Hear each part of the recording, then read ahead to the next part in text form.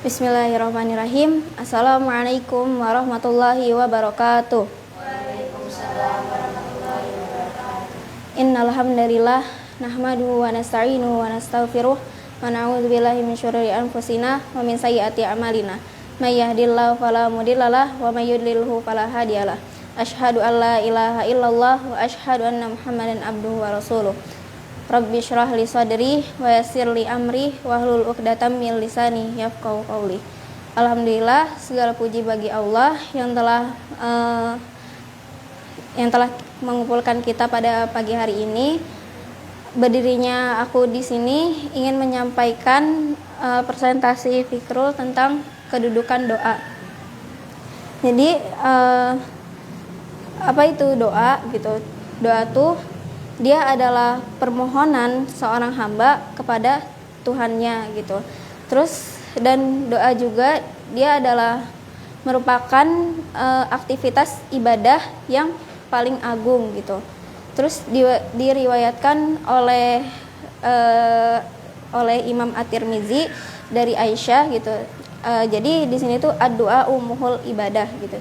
Jadi doa itu adalah otaknya ibadah gitu. Dan terus tidak ada sesuatu yang lebih mulia di sisi Allah melebihi doa gitu. Itu hadis riwayat Ibnu Majah gitu. Itunya laisa syai'un akramu 'alallahi minad du'a. Dan masih banyak lagi anjuran yang mendorong seseorang untuk berdoa gitu.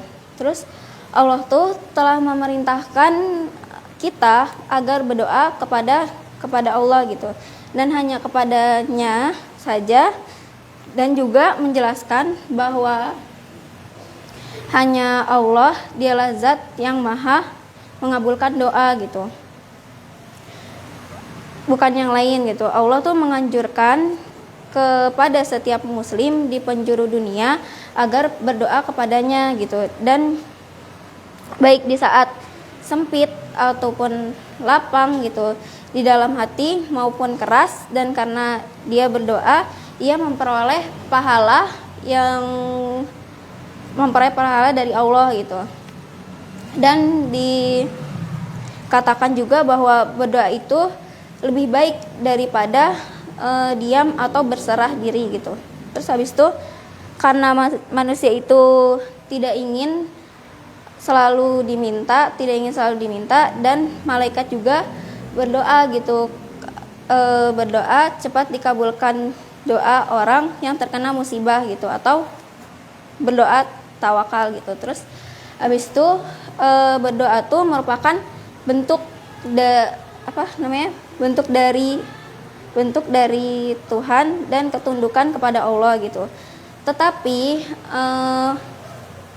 patut diketahui bahwa berdoa itu tidak bisa mengubah sesuatu yang termasuk dari kategori ilmu Allah gitu. Kayak tidak dapat menolak qada dan tidak dapat mencabut qadar gitu, dan tidak dapat pula mengubah sesuatu keluar dari sebabnya gitu. Karena ilmu Allah itu ketetapan yang pasti gitu. Terus qada Allah itu adalah sesuatu kenyataan dan pasti terjadi gitu, tidak mungkin tidak terjadi gitu. Dan Allah juga tuh menciptakan hukum sebab akibat, dia jadikannya sebab dapat melahirkan akibat yang pasti gitu. Terus habis itu tujuan berdoa itu tidak lain untuk memperoleh pahala dari Allah gitu.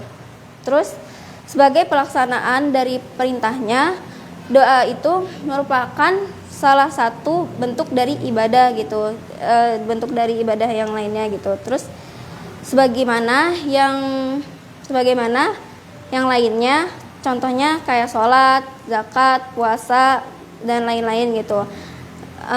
Seseorang muslim itu boleh saja berdoa dalam bentuk apapun yang dikehendakinya. Terus habis itu baik di dalam hati, diucapkan lisan, dengan redaksi apapun itu gitu. Dia juga tidak terikat dengan bentuk doa tertentu. Terus habis itu dan dia tuh boleh berdoa dengan doa-doa yang terdapat di dalam Al-Qur'an dan hadis.